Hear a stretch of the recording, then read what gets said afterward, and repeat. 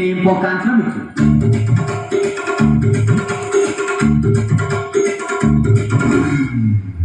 നടക്കുന്നില്ല. രാമൻകുട്ടി വഴിയെ പോയവരെ എല്ലാവരെയും സഹായത്തിന് വിളിച്ചു.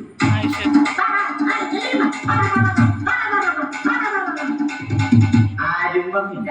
അവസാനം കുടുംബശ്രീ യൂണിറ്റിൽ തൊഴിലുറപ്പിന് പോകുന്ന പെണ്ണുങ്ങളെ സഹായത്തിന് വിളിച്ചു.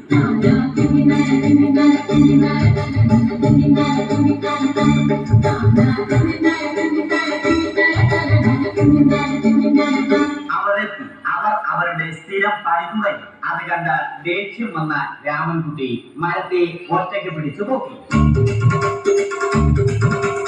അത്ഭുതമെന്ന് പറയട്ടെ, മരം നേരെ നിന്നു. ഇത് കണ്ട തൊഴിലുറപ്പ് പെണ്ണുങ്ങൾ രാമൻകുട്ടിയോട് നോക്കുകൂലി ആവശ്യപ്പെട്ടു.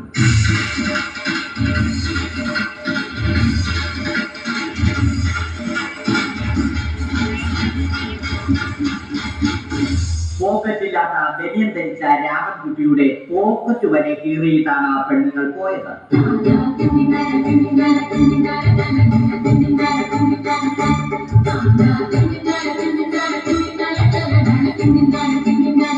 രാമൻകുട്ടി പിന്നീട് ഒന്നും ആലോചിച്ചില്ല.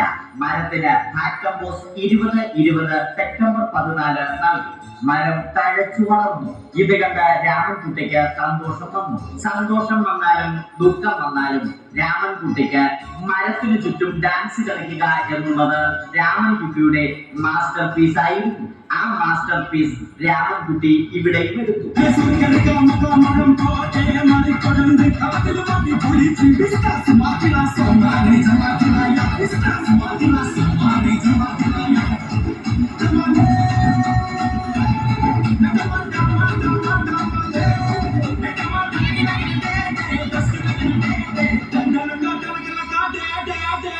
രാമൻകുട്ടി ദൈവത്തോടായി പ്രാർത്ഥിച്ചു. നിങ്ങൾ എനിക്ക് ആയുസ്സും ആരോഗ്യവും തരും. ഞാൻ മരങ്ങളെ സംരക്ഷിച്ചു കൊള്ളാം. കാരണം മരം ഒരു വരമാണ്. അവന്റെ പ്രാർത്ഥന ദൈവം കേട്ടു. ആ മാവിൽ നിന്നും വീണ തേങ്ങ രാമൻകുട്ടി മോങ്ങാതെ ഇരുന്നു തിന്നു. അപ്പോഴാണ് രാമൻകുട്ടി മറ്റൊരു കാഴ്ച കണ്ടത്. രാഘവൻ വരുന്നു.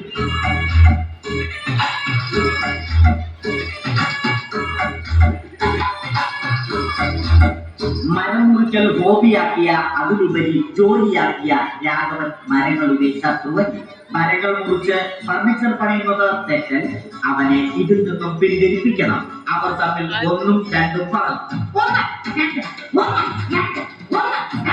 സംസാരം മൂത്ത് വാക്കേറ്റമായി.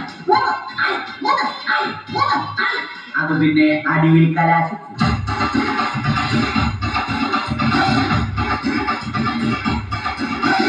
നല്ല മനസ്സിന് ഉടമയായ രാമൻകുട്ടി കംപ്ലീറ്റ് അടിയും വാരിക്കൂട്ടി. ഒടുവിൽ രാമൻകുട്ടി സർവ്വധൈര്യവും സംഭരിച്ച് രാഘവനോടായി അലറി. മനസ്സലിഞ്ഞ രാഘവൻ രാമൻകുട്ടിയെ അരികിൽ വിളിച്ചു. കൈവാക്കിന് കിട്ടിയ രാമൻകുട്ടിയെ രാഘവൻ ഒട്ടിറൊട്ടിയാക്കി മരത്തിലൊട്ടിച്ചു.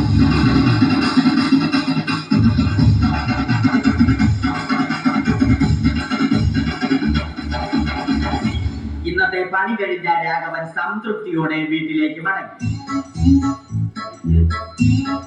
തനിക്ക് തല്ല് കിട്ടിയാലും മരത്തെ രക്ഷിക്കാൻ പറ്റിയ സന്തോഷത്താൽ രാമൻകുട്ടി മരത്തെ കെട്ടിപ്പിടിച്ച് പൊട്ടി പൊട്ടി കരഞ്ഞു.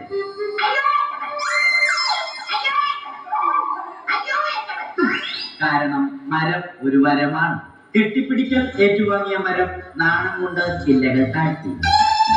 മരത്തെ രക്ഷിച്ച ക്ഷീണത്തിൽ രാമൻകുട്ടി മരച്ചുവട്ടിലിരുന്ന് ഉറങ്ങിപ്പോയി. പെട്ടെന്നാണ് അത് സംഭവിച്ചത്. പ്രകൃതി അതിന്റെ തനി ഗുണം കാണിച്ചു തുടങ്ങി. മഴയും കാറ്റും ഇടിയും വന്നു. അതോടൊപ്പം കോളും വന്നു. കോളെടുത്ത് രാമൻകുട്ടി പറഞ്ഞു. കോൾ കട്ടായി. രാമൻകുട്ടി ദൈവത്തോടായി പറഞ്ഞു. കാറ്റും മഴയും അതൊന്നും ചെവിക്കൊണ്ടില്ല. രാമൻകുട്ടിയുടെ മരം ആടി ഉലഞ്ഞു. രാമൻകുട്ടി ദൈവത്തോടായി വീണ്ടും പറഞ്ഞു. മരം ഒരു വരമാണ്. മരത്തെ ഒന്നും ചെയ്യരുത്.